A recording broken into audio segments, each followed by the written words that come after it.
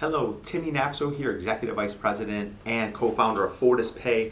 FedEx and Amazon are divorcing, right? The contract is actually ending. FedEx said it's not going to be renewing this contract with Amazon.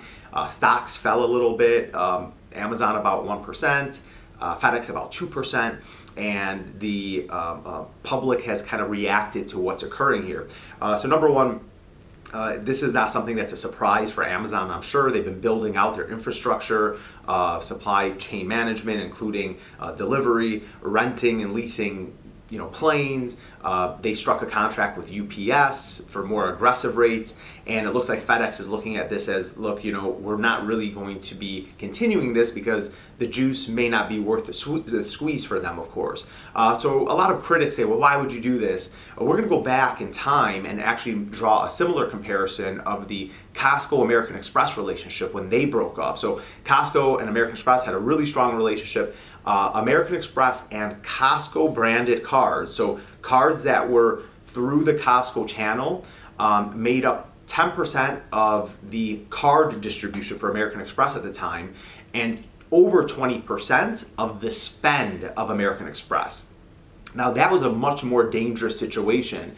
But if you look at the stocks at that time and how they've increased to today, meaning the value and the confidence in American Express has more than doubled its value in stock. It was around $60 back in May of 2016. It's well over $120 today.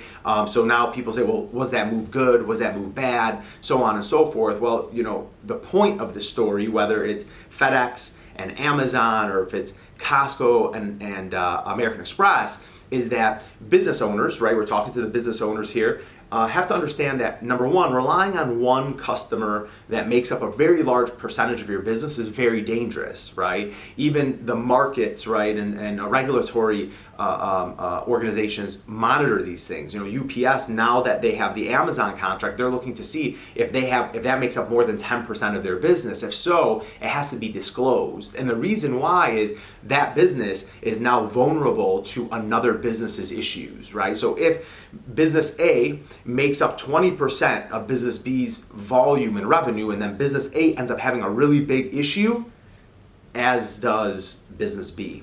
So as small and mid-sized business owners, what you're seeing is at every size, there are challenges. At every size, there are price negotiations to allow the business to move forward. At every size, there are bumps in the road that are occurring in order to continue to grow a business, right? And Amazon is experiencing this, right? FedEx is experiencing this on the other side. UPS feels like they've gotten a win right now, but is it a win? Are they losing on those, right? If you were to look back and see, and only time will tell, right, whether this becomes fruitful for all parties. What we do know is FedEx is an extremely strong company. They're not going anywhere. Amazon's not going anywhere. UPS is not going anywhere. And Amazon is saying, we have no issues with distribution. We still could use FedEx. We're just not going to get as good of a rate, right? So everybody's kind of insulated themselves from any type of damage. So lesson here, keep moving.